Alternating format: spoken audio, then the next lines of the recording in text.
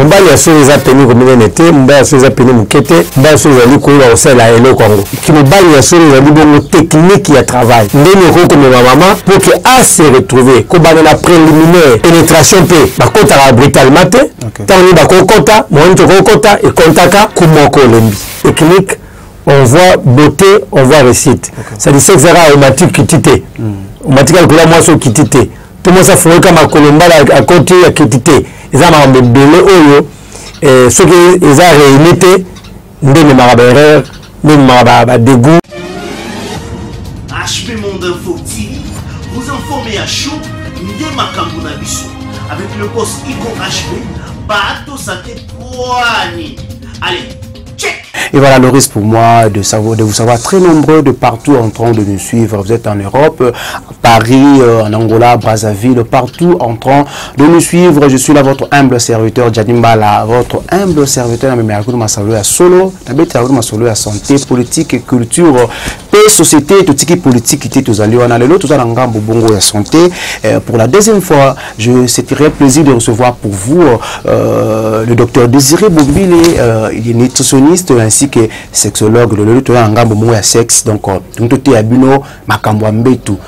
Donc ils ont bon couple belé makambo belé ba jeune belé bona poto boko c'est la montée à tout moment foyer à cause il y a faiblesse sexuelle à cause il y a sexe à monstre pour mobile. Voilà pourquoi l'autre ça qui choix tout mekakosolana docteur Désiré Bombile na partie wana mais un peu éclairci biso dossier ango ils a dit à quoi mon jeune garçon beau mais sur le plan Nambetuboye, il est faible. Comme on a une jolie dame, une jolie fille, mais Nambetuboye, il est faible. Ça dit à quoi ma sujet automobile, je dis encore merci à toi. Je n'entends plus à l'avenir de la presse. Pourquoi pas mon boss de pré Allemagne, Igo, Bwanga, HB, Boria Mokondi. Je dis déjà bonjour docteur. Bonjour. Voilà docteur, nous allons pour la deuxième fois d'émission dans grande enquête.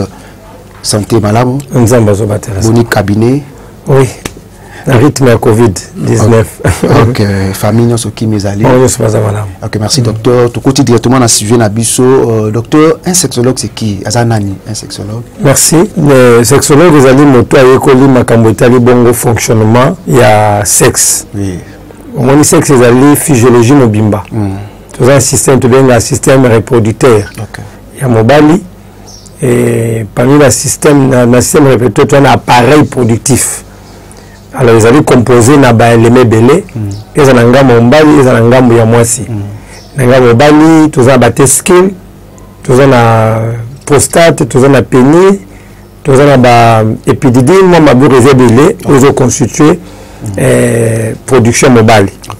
Côté yamoisi, tous ont la ovaire, tous ont la trompe, tous ont la matrice, tous ont la sexe yamoko, ils ont constitué la gamme naï. Alors, ce que le fonctionnement du loko wana, ndé tous avez kubenga yango ils ont la carte ya sexologie, c'est-à-dire partie à sexe. Alors na carte na yango tous ont la branche belé. Tous ont la branche to bengi ya unité à couple, c'est-à-dire de sangani. Il y a moi mobali, tous ont to benga plaisir ya couple, c'est-à-dire résultat de sangani wana. Tapé to benga ka procréation, c'est-à-dire kobota. Et ça implique le sangani. C'est-à-dire le sangani, ils ont plaisir, d'une part, côté nous avons mappé Kobota. Côté nous avons sangisa, Batbakoma, Mutumoko. Au moment où que deux deviendront une seule chair. C'est-à-dire tout est allé englober la carte à sexe. Il y a une attraction où ils n'ont pas la mobile, tant qu'ils ont un sexe opposé, ils ont attiré vers eux. Tout comme aussi, un peu peut-être, moi, si peut-être mon bali, a attiré vers eux. Alors, nous sommes tambola, na complémentarité, nous sommes à la carte, il y a un balai. Donc, nous tous, quoi, il y a kolaka, bah, génie sur la facture, on a bengue sexologue, ou à zo compte dans nos indes, à fonctionnement, à paramètres, on a pour que, et ça, parce que sexe, c'est un peu art, mobimba. Alors, quand on parle de l'art, on voit technique, on voit beauté, on voit réussite. C'est-à-dire que c'est automatique qui tité. Automatique qui est moi sur qui tité. Tout le monde s'est fait comme à Colomba à côté à qui tité. Ils ont un bébé oyo. Et ceux qui ont réunité, ils ont un dégoût, Pe la choc pe marabandeng na ndeng. Docteur Naoki olobi ba ko mata ko kita parce que ba TV za radio te TV za radio to me kampe ofunga la biso ko mata ko kita c'est-à-dire donc ba la koti mamoko vexé à BBC Mai na ya bimi akei c'est ça. Étant la bisex c'est ça ko mata ko kita te ko bateka parce que na bi que ça technique mobimba. Et ça lui penza art mobimba. Voilà. C'est-à-dire ça na moi ba les mots permettre sexe za accompli. OK. Tout ça on te donne après lead. OK. Prélead les années étapes pour te donner ya préparation. OK. Et ça kana ba caresse mobile na moi si bazande moroté. Mobile pas à exciter, il suffit moi na mipenda moi si à moi na mabele à moi si tout moi si pour se mati. Mais pas na moi si ce n'est pas le cas. Moi si il faut qu'on va aller malamu ba belle parole tant que côté la matei ils ont mingisa ye et ceux qui n'ont pas eu la matei te les rapena ba caresse. Tu as 5 sortes ya basi. OK. Tu as la femme bicale. OK. La femme bicale ça so liembebo. On est qui ba kila ba liembanga. Déplace au plaisir na ye et kotaka. Le temps que je mbanga pour ça et mati. Tu vois ba femme ma mère. Ba so aussi ma belle. Plaisir na ye mati na ma belle. Tu vois so benga ba so tu benga ba femme clitoridienne. Ye plaisir na niveau clitoris. Soit ni ko simba clitoris wana nde pour ça na ye makasi. Tu benga ba femme vaginale. Il y a za kabongo na niveau à sexe nde place au plaisir na ezali. Tu benga ba femme mixte. Ye plaisir et kokota partout. So simbe na kingo, so simbe na mukongo, so simbe na makolo, so simbe na lubu partout au simba ye plaisir na ye et kokota. OK. Alors moni donc les amis c'est la réalité c'est les kanakati ya nini. Alors ce qui mutaika katika ke sexe zakao mati kola mwasi yeka mamoko fungula makolo mati a déposer ma bimi yango anate. On a dit qu'il y a toute une technique. Il faut prévenir ezala. Pénétration P. Bakota brutalement te. Tant ni bakota, mon kokota et kontaka. Dire moi ça sala, on va ça le cola moi si et kontaka. Ne pas éjaculer, ne pas quitter là et kontaka le soana. Il a dit que c'est comme ça il y a le coli coloté. Ça dit mata kita et il y a le coli colo. Donc c'est que c'est comme le coli coloté et le cambo penza et kendara penza mozindo. Au moins on a connu le livre Misatu. C'est la sexualité. Mais nous comme nous sous on a commis ABC de la sexualité. Nous avons le 4e livre dans commun. Mais nous supérieurs parce que nous avons tellement belé que nous avons commenté parce que chaque jour toujours découvrir mais belé nous permettre surtout informer la population pour tout le monde. Docteur Wa toujours na maso na biso pour moi toi comprendre pour rapport ils allaient vraiment bien accompli ça la bien. Ça peut prendre combien de temps? Pour ça que nous saluons bien, salami bien. Bon, le temps va dépendre de chaque couple. Parce que tu commences à 20 minutes, mais moi ça c'est pelité. Tu commences à 5 minutes, mais c'est pelé. Et ça dépend de motu. Nous allons répondre à la sexualité. Donc, je pense que parce que soit rendez monté. Comment on est physiquement, azana suki, azana mabele, azana libumu, azana sexe, mais bango nyonso bateli ata 10 femmes on a une particularité là. Ce que yebi moi si na yo malamu. Na par exemple ya ba femme wazara sensible na mbebo. Tant on avait caressé ton oli mbanga. Déjà c'est oli mbanga pendant 5 minutes. Moi je suis déjà sensible na côté wana. Déjà la préparer ma casse. Na ko ko na ça 3 minutes à tomber. Parce que déjà étape à liboso mais qui déjà dans le colo. Nous sommes sensibles à belle ndemoko. So si moi ça la sensible té na babio nous sur babio wana. Aza mix voilà. Aza mixte. Voilà. La sina kingo, la sina boya à côté. Alors, avant na kota pas na moisi. Il faut la se rassurer qu'à commis prête. Parce que mobile na to ba ke nous soka pamba à commis naï. Mais moi si il faut préparer yo malam. Quand la vie me bicale, ma mère, c'est-à-dire aussi le maman quotité. Il faut stimuler le bébé pour émailler à comme à penza prête. Et pour la commence à connaître prête, et ça kana autour la sécrétion vaginale à mouillaka.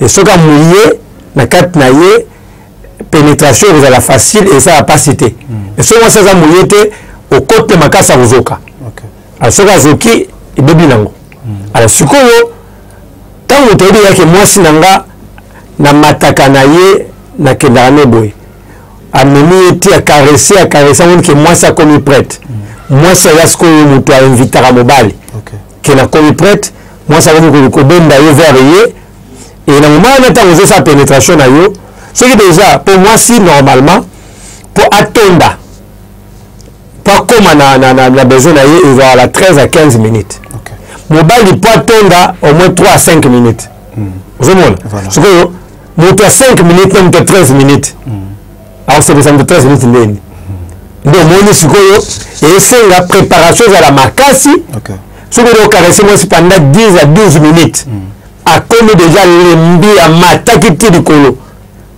monsieur kodu a koko jouer car la caresse tant le kota ezaka kapona aussi ça masolo mais so bobaino c'est malamu te mbamo okoti ce que j'ai créé pour ça la muki au ticket de cola nzete de derrière mingi za place wana et ce qu'on prépare qui est bien aujourd'hui na temps on a onyoso on va presser au caresser malende monika macha koli penza tant le kota ato mérité à sentir en côté parce qu'à mataki déjà mingi mais ceux qui ok on est wana nde cheke wana alors pour la que dire ni nite ko pour la rapport za malamu et dépendre d'un coup à l'autre et là c'est monsieur ba kota la mangu parce que monsieur bazara matindika il faut tindika mingi pa kota alors pour kota pas la moi si au CPSAE et dépend na organisme na yepe na face na et là moi c'est monsieur au 5 à 2 minutes et coquille au Sénégal parce que ça tombe là vous voyez pourquoi parce que yendenge na ye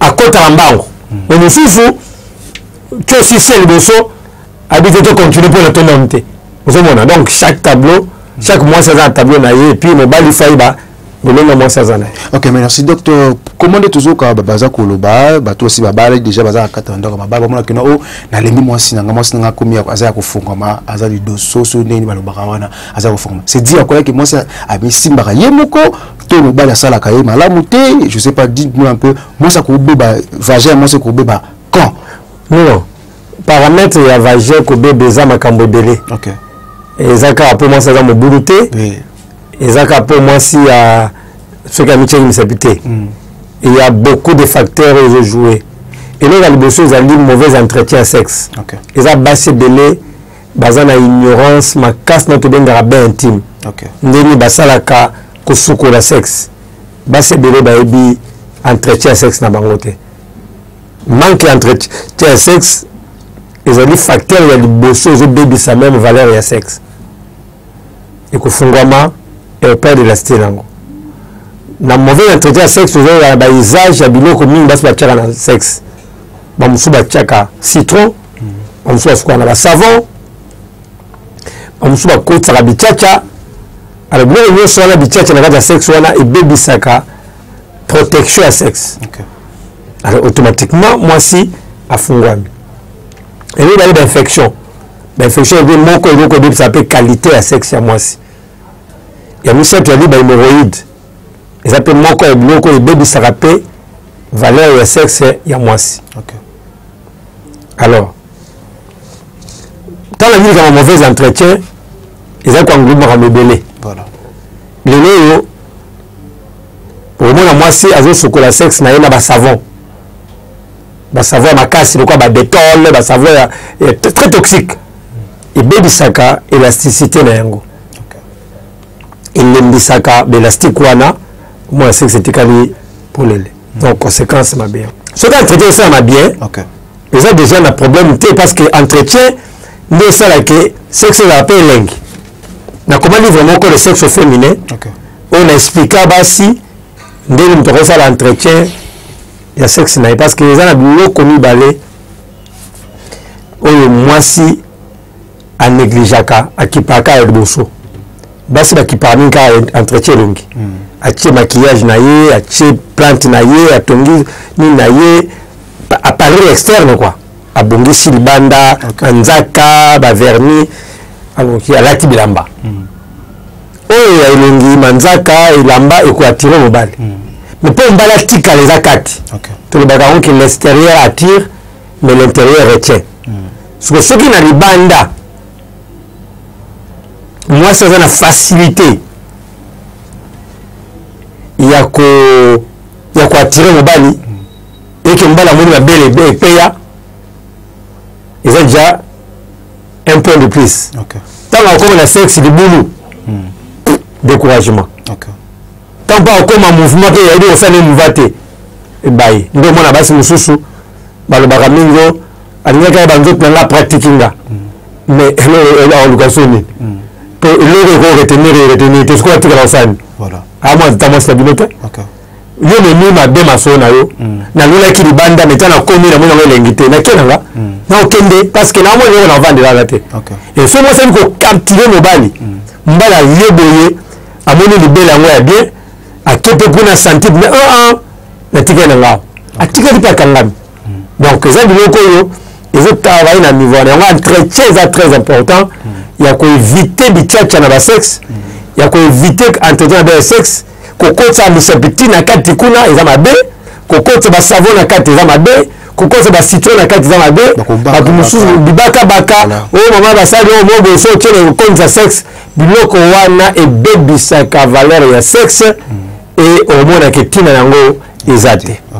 Parlons de là tout de la na point moi si parlons directement du côté homme mobali tout le monde appelle mobali stimulation comme belé vous en a rendez-vous moi petit toana au bandi comme bonga ya komela banzete ko ça la soki ndenge de peur que quand jour vous ala petit akinete est-ce que conseil nous couper ça ba jeune ba yonga kaka affronter kaka confirmer pas petit toana sur le plan sexe voilà et là c'est important ils allaient entretien la vie mobimba ya moto ngaza nutritionniste na comprendre le comment ba koko na biso kala ba parents na biso bazalaki ko vivre na nature okomona papa azana 5 femmes pas du tout l'autre quoi moi si moko zo kokete ozaka na bibishi moko mozo ko ka bibishte mais ba azalaki ta mususu Madeleine Mado Bibiche Ami azata 5 femmes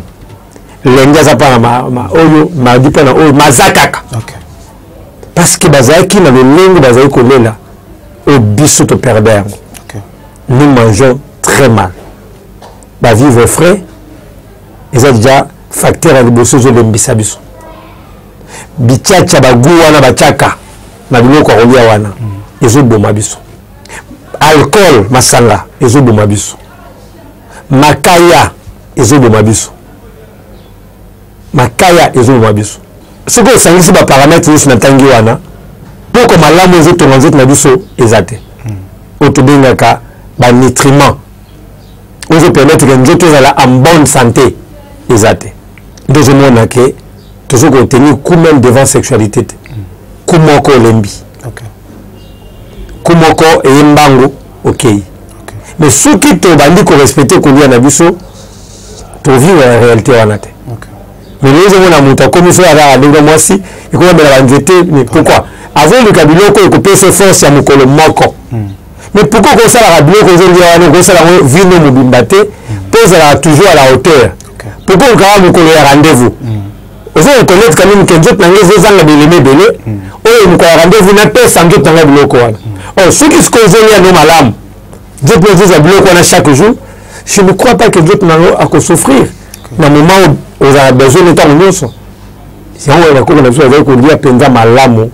baza ko dire normalement bien bazo dia babiloko yo ya mboka ya ba fruits ba fruits ba légumes bazo dia ba biloko ko ba bitabe ba citron ba ail bazo dia ba tangawisi ba biloko so naturellement et ça peut permettre quand même que nous tous à la page et azo c'est ça moi si me connais biso biloko toujours lié mingi ils ont biloko contre sexe et comme conséquence on est foutu.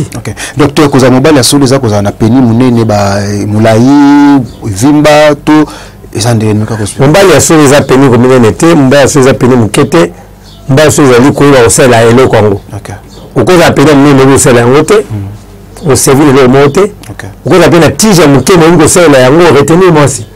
Donc tout dépend de la technicité. Qui me baille à sur les bonnes techniques qui a travail. Nous l'enguer au sala musala. Ndeni ko comme ma maman pour que a se retrouver ko bana la préliminaire façon ya kembanga façon simba ke mabele façon simba ke clitoris façon ningi sakaye façon carré sakaye façon le baranaye eza de l'élément liboso façon kotaka façon balukaka na kati nyonso ezali ko compter pour que moi ça la captiver ezali kamia nzete mente ya mukete mais eza question ko balola yango ndezo compter na tableau wana et biso to koni na batabu to koni na ba famille oyo sexe eloba makate sexe ebetaka masolo nango te eza tabu eza soni papa na mwana bakoka makambo oyo nzela moko te alors est-ce qu'on appelle ça nani toli moi naza kozwa toli mpa na grand frère ya quartier to mpa grande sœur ya quartier parce que soki naza liboso ya télévision eke bamoni kaka moto aopesa bise na tv papa azoluka télécommande mpo alongola mbango mama azoluka télécommande aza mwana ya mwasi mazokoka te komona nde bapesa bise ekozala matière didactique a mwana ngo moni apesi biso wana nde bongo esalaka bapesaka boye basalaka boye mpo mona oza na mobali na yo ozomona mais eloko wana télécommande pourquoi parce que culture wana ezalaki te e bato bakota na mariage ya kose débrouiller donc mona moto ata débrouiller nayoka nzembo musicien moko ayembaka alobi ke tozali koluka tomona yesu abali mpo tolanda nta mode d'emploi mais lokola mpa abalaki na ye te donc tokoma na motu na marque na ye donc na moto asalaka ndenge eyelio kaka tokende kaka bongo alors kokende ndenge wana mpe nini ndembe ebele lelo échec eza makasi na domaine ya sexualité basi bazochange mibali mikolo nyonso basi bachange mibali mikolo nyonso mpe bachange basi mikolo nyonso parce que entretien éducation sexuelle ezali te l'église qui devait parler église akanga monoko église a présenté sexe na ndenge ya mabe église a présenté sexe lokola diabolique satanique charnel démoniaque non le sexe est sacré le sexe est saint le sexe est bien pour nous sans sexe eza nzambe sexe eza mabe te eseli ni mabe mais sexe eza mabe te tokozala bato que le sexe est bon mais à son temps mais dit que le sexe est mauvais et donc on a des samité bato belé sexe eza mabe te sexe eza lisumu te et quoi soda za munduki eza bien pour nous protéger dans la guerre mais ça m'a besoin de beta musu na nzela donc pour dire que il ça moi que sexe eza na ngoza bien mais zela ba personne nzela pour c'est la bien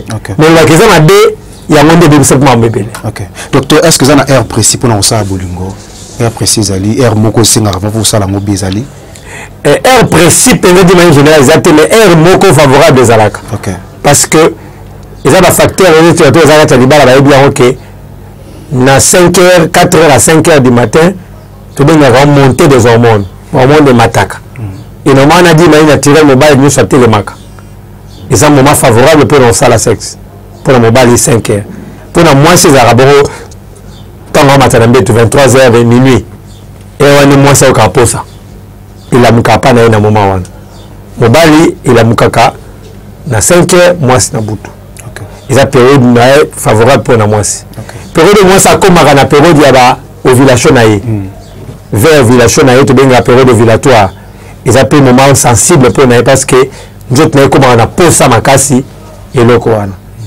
alors wana ezali na ba moment favorable oyo eza déjà normal mais le reste on peut créer parce que elamukaka na ngo akoza na posa te mais olamusi yango mpe tosali ya koza na posa te mais na lamusi ye tosali donc na moto aza na ntango oyo akoposa ekoya mais na lamusi moninga so toki posa na ye wana elingi nzoto esengi ye wana siko mpasi yali ke ntango nzoto esenga biso tozala prete or soki nzoto asengi mana soki opesi ye wana mambo abe ezalaka parce que eza moment oyo asengi quand le corps a envie il faut lui donner Et docteur, Toka Kobaki, quand il y a sexe opposé, tu as posé une question concernant l'homosexualité. Est-ce que ça démoniaque, tu as pu parmi les gens qui traitent, c'est normal que maman pas que moi na waza un sentiment et muningane moi si muningane mon c'est normal. Bon, ils avaient des déviations sexuelles. Quand on parle de homosexualité, lesbianisme, les abiloko ils allaient encourageable parce que ils allaient déviation sexuelle. Oui. Mobali nous avons appelé ça tige. OK. Nous avons ça pas moi si les dessous. OK. Il est comme que les dessous ya sexe. Il y a moi si il y a mobali ndio okota kuna. OK. Mobali basala ye na nus ils appellent ça la selle. OK. Ils appellent ça la rapporter. Moi si pe anis nous appellent ça la selle. Ils appellent ça rapporter. Alors, bien on a la déviation qui ne sont pas encourageables ni que promouvoir rien. Donc ils ont déjà une importance il y a ko alors ba to kota kana bakambwana ils ont ba penchant où ils ont animé tout bengango du point de vue psychologique des orientations moko ndakisa moi si oyo azo comme lesbienne ils ont la suite par exemple la déception au mibali va pesayer du point de vue comportement mibali du point de vue paix manque il y a comment on appelle il y a savoir faire le mibali. J'ai déjà parlé avec une fille, Dieu merci, on l'a aidé à Lola Bala, à Bala, qui vraiment lesbienne. À l'objet que Azara mobile mon côté un étudiant à l'université, il sortait avec un garçon mais qui ne connaissait même pas caresser, qui ne connaissait pas faire l'amour.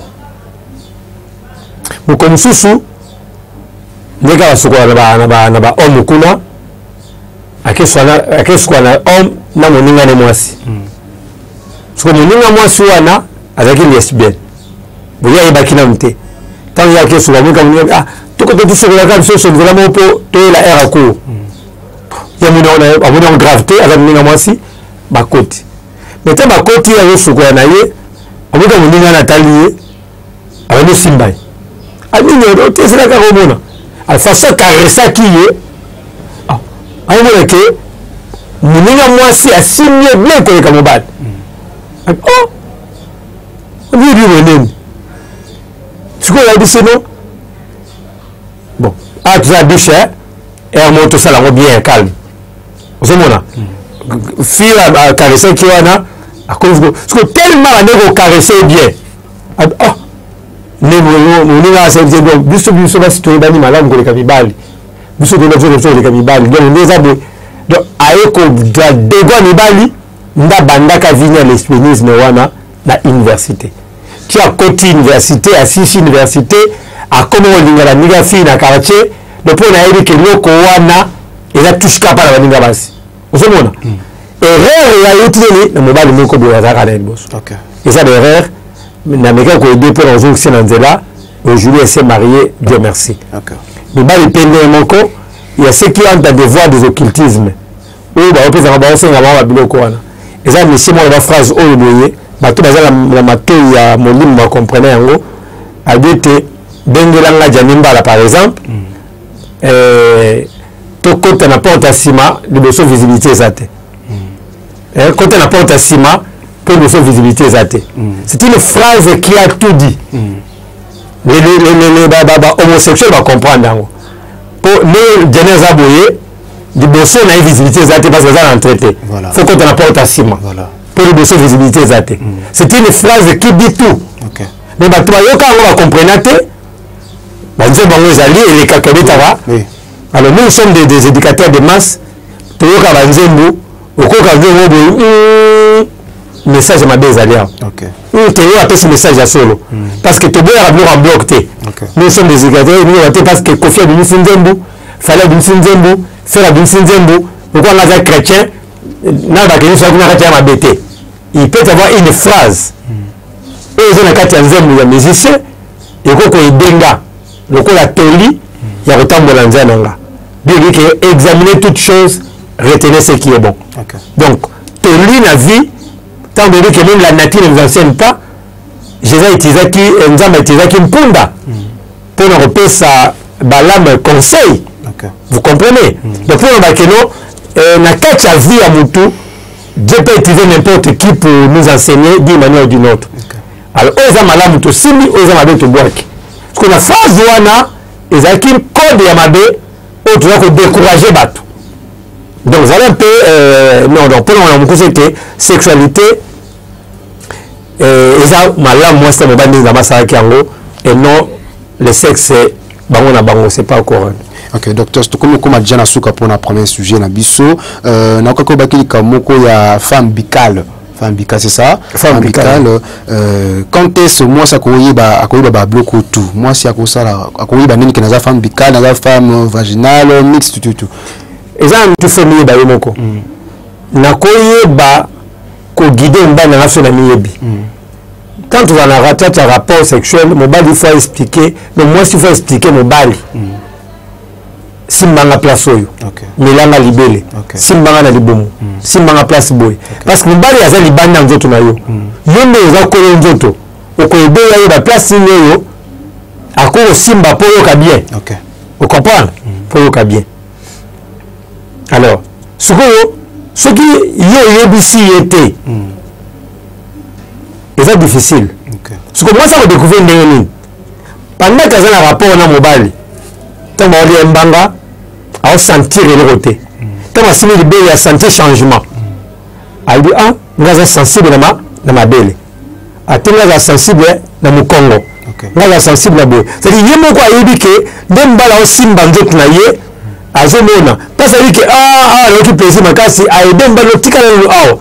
Vous mettez le place parce que place on est en haut cabinet ma bien ça. OK. Vous voyez parce que basi mutu ba mela la sentiment. Banda le simbaye avec le telenge ya le côté. Oh ce que le bal pas aller du colo elle est kinaye. Mais moi sensible à comprendre que non tant le si bien d'abord ne sentait que le côté. Mais tant on est libéré notre respiration changer. Tant comme le c'est qui à quoi peut mbang à comment réagir ah c'est que côté ne peut se likamnaye ezalaka. Donc tout ça il est comme ya mobali azala sensible moi c'est pas azala sensible. Mobali a aidé moi si moi ça aidé mobali. Tant moi ça veut ka bilingue place moi son beno place de simba la place. Et bal peut être attentif. Parce que ça introverti ba mi de la ba melaka au compte découvrir en yomoko.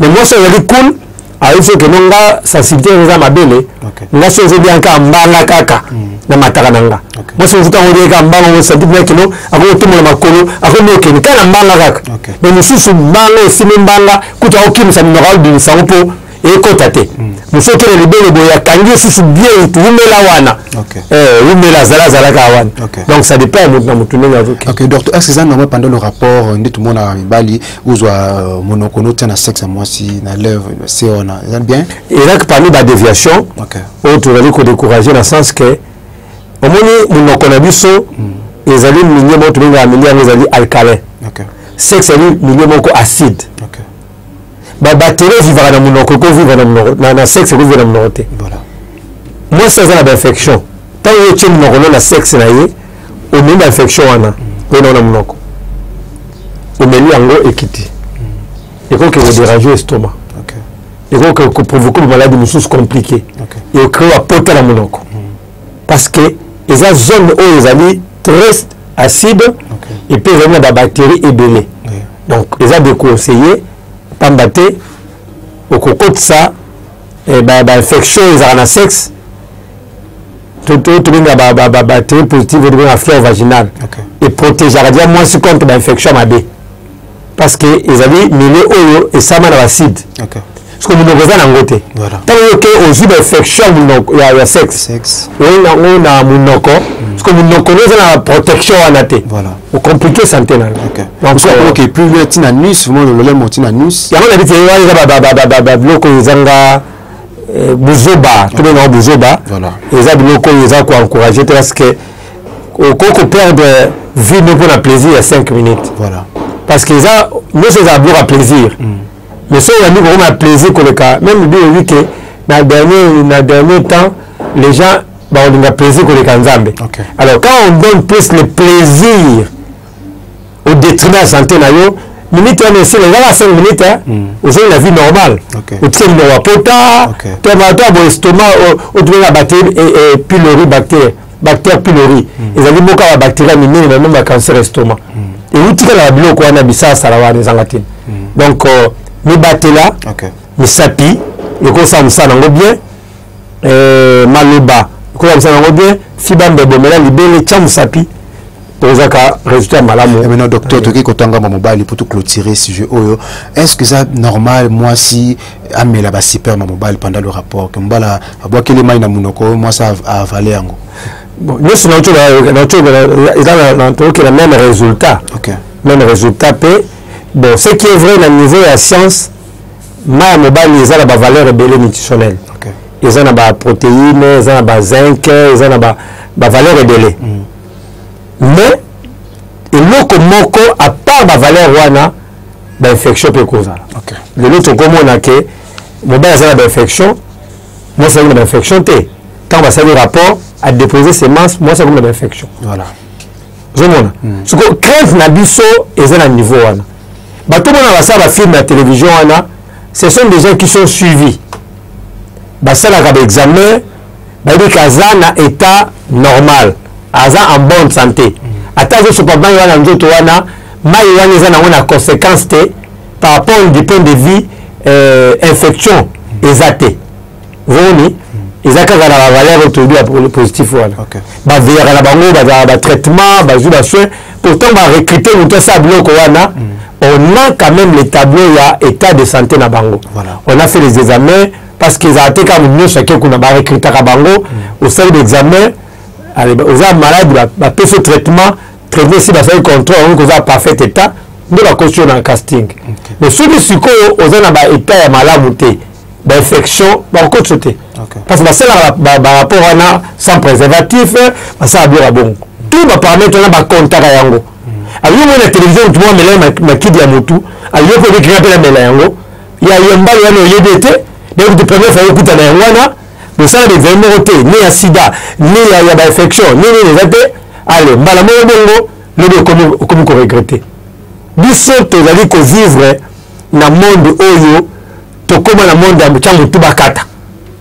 Mutu akutela mutu mbala liboso, balingani soki lundi, moi ça qui était mbali na pas na bango mercredi, bakote na chien basala na bango sans préservatif, sans inquiétude, basali. Est-ce que nous danger va courir? Est-ce que nous viens monter avant aux anaïs? Il est quoi là la mutuelle tout mingi exact.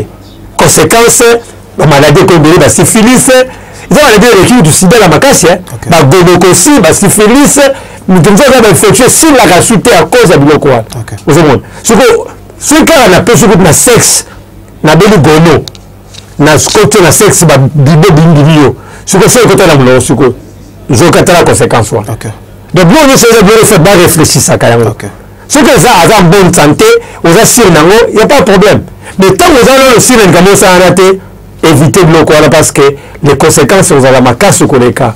Et voilà, nous tendons déjà à la fin de cette émission. Voilà, docteur, juste moi, conseil, moi, qu'on a couple, on a jeune, mais si trop na sexe, ou bien ce sexe, ça m'a bêté, tout là, nous, tout le bas. Mais conseil, comment on va orienter sexe na bango, et homme marié, femme mariée, comment on va cause à la queue, mi batte là pour que certes, on a pour bali moi, c'est pour la vie mobimba. On s'en est rapport quand tu peux la loter, on s'en a camé yango. Donc pour battre la moi sexe, on pose à la toujours pour bailler en côté. Mon conseil était que, docteur, merci. Les amis, la sexologue pour battre, la quasi bandeko, la discussion de comprendre l'importance de ma cambo, tout la sexologie. Parce que les amakambo, ils ont un tabou. Batu baloba yango mingité. Voilà. Les amakambo, batu bapesa yango penza, baoka soni pour le yango. Même que tout na mutuna na yango, na famille tout na maraté. Dans un pasteur moko abina l'église de 26 ans. Batika yote ata mukomo makambo sexe te. Albina ngalo bi papa ya côté yango po ba conséquences ebele. Ba couple belé ya bazala et kabwana. Tu dis nous te consommer c'est ngote parce que c'est le sexe qui fait défaut. Et on te dit que biso zali ba conseiller na domaine wana. Tu dois dire que songa batu, tu dois dire que former pe batu. Parce que na cause à partout même au matin, tu dois dire que former batu pour na ko yeko la makambo etali sexe. Côté après toi rambo ceux qui sont couple dans une difficulté wana bako comme on a biso tokoba kosunga bango ba OP baza mituna bakobenga tokoba ko guider bango ezala libanda mboka bazali awa koza na sonité pour tuna mituna oyo kokufa otobenga souffrir en silence te ozana mikamuzo mela yango ozoko koloba te ozoka soni ozobanga oyo oseka yote malamu oloba babombelaka mai mutakala te balobaka soko za mutakala oboya mai mona mutakala na yo nzoto kolumba solo mona munganga soana ye expliquer ye raison ba sexologue yango wana to yekoli ba technique yango na répondre mituna ndeko Jani pour relaxer bino te mituna yeki yango to possible na yango selon norme o sengeli sexe qui mara nango te eza nango no ya libia ki vino mbo sala ngo kaka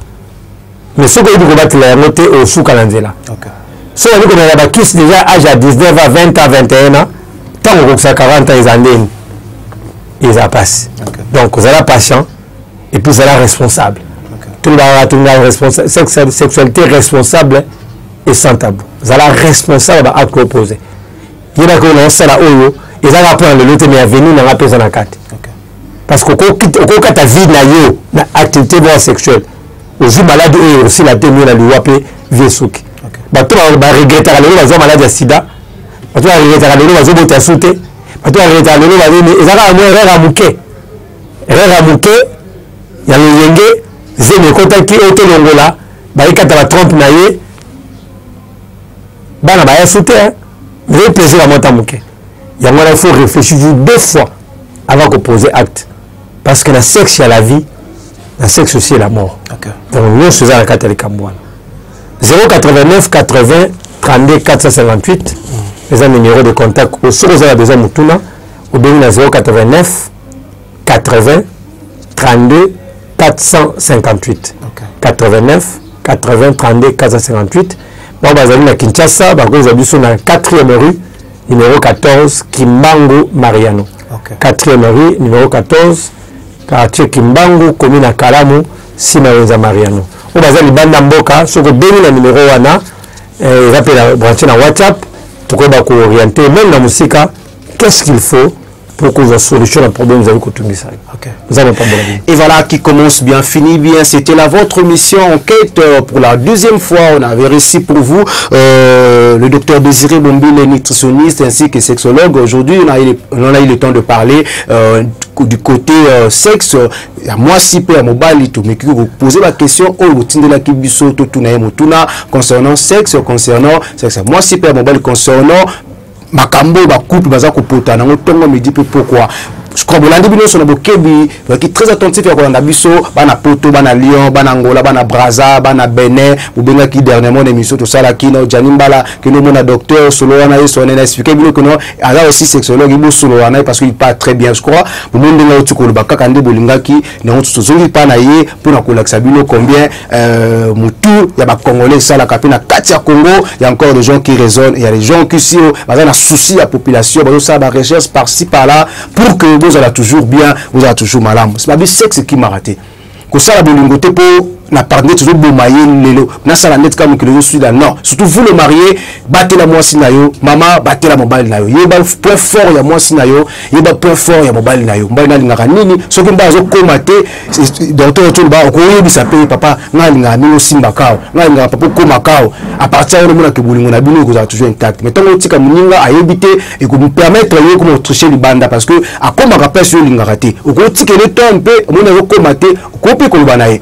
A interdit bande ko nyoso amelaka bakisi ozomela bakisi ozomela 20 ans na 19 ans mobile ozomela bakisi pour satisfaire partenaire wana oza komi boma na 30 ans au coma na faiblesse sexuelle parce que zo forcer nzoto zala naturel il batela très bien ce que problème ezali ya komona ba sexologue bazali ya ka poser kana ba ko landela au traitement ya komela bakisi ba koko za 102 banzela nzela wana banzete ba mugombo ba matakita ba nini so bo ba tambusa nzela 102 maiska lambela ke no yebite et tu prends ba dégâts ba conséquences exactement et bien peut ba interdire ko tia monoko na yote na vagin ya mwasi et ko tia monoko na yote ko mela mai ya mobalité o yebi etana yete parce que yebiteni nous ko ramasser na munoko il y a des choses et tikaka pour na sexe vendre kana sexe et comment na munoko côté je crois vous avez que bien ko la biso c'était là votre mission enquête avec Jamimbala Boumoni combattre sur le docteur Désiré je crois beaucoup tout ça sur confiance s'abonner massivement la chaîne Abino HB Monde Info Téléwabi Awa tout bête boka masolo à vie ben tous des programmes sur notre chaîne de dire encore merci à toi Jonathan Piana derrière la caméra Dor Santumbo le dire chic mais chaque mbala David Lupika Raf Lupika Moïse Lupika et pourquoi pas on est là mbala maman Jean Lufita ngana bino tukutani prochainement na numéro sika bye au revoir HB Monde Info TV vous informez à chaud Ndé Makambo na biso avec le boss Iko HB Bato Santé Poani. Allez, check.